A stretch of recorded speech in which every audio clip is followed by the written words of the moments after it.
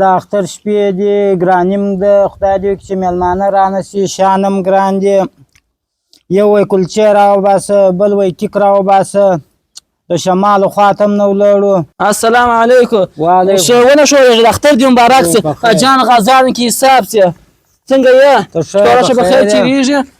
ګره کلي کې وګرځېدم بل چاته نه ولاړم ما الله حاجي صاحب چې دا خو پر ما ګران دی زه به خامخا دته ورځم د اختر مبارکۍ ته به ورځم دا ګره کلي کې خو داسې خاص ستا دپاره رالم دغه د کلچې ملچې دې را ایستلي که نه دي را ایستلي و دغه نه دي دا څنګه کمزوري کیک راوړی دي ګرانې ده او وای دغه پسته او بادام سړی راته ماچې راوړي دي دا څه کیسه شروع کړې ده دغه به وکړو داسې به وکړو دا دوه حیوان هم زه دې خوا ته ږدم ته واشه دا چې زه بیا زه کوچنیان دوړم هغه هلته شیطانان دي ما ته خامخا شیان راوړي او دغه چې ته به نه خورې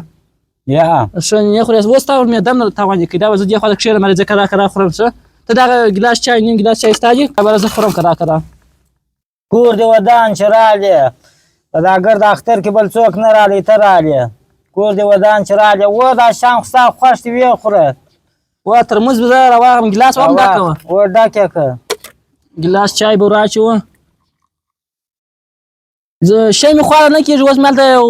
دویمه ودانۍ ماچې وخوړې هلته بل کره ورغلی وم هغه مې بیخي شناخته وه زما دغه کره ورغلی وم دویمه ودانۍ کلچې مې وخوړې لس نیم کې کان وخوړله نو دغه دی باندې شی مې خواته نه کېږي بیا ستا لپاره به د دویمه ودانۍ وخورم چېرته دا د چور کار نه دی دا کوټه ده دا دوه لنې خو نه مې یا چېرته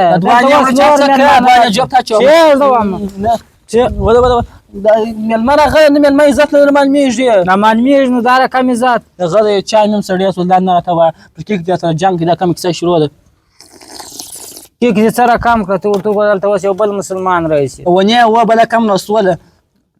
ګرد دې خلاص کړه ودانۍ سره کم کړلې جوب ته دې هم واچولې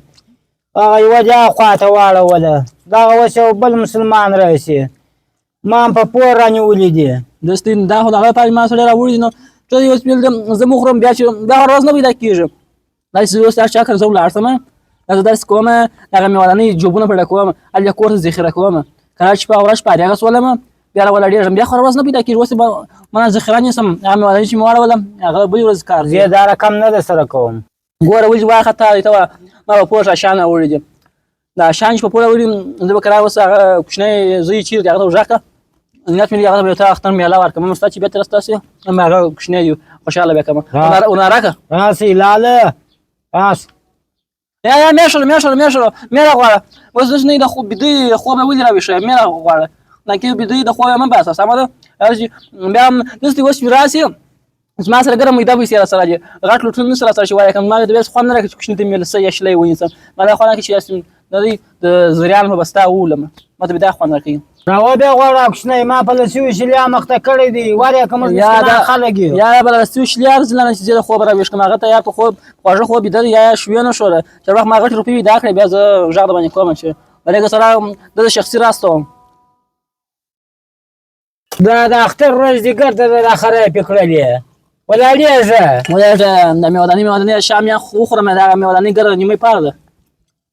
خپل مېودانۍ وړم تو درد راغلی والله کې ویسې دا څه وایه و کښېږده هغسې نه کېږي کښېږده ما زوري مه راسره وه کښېږده بیا وړمه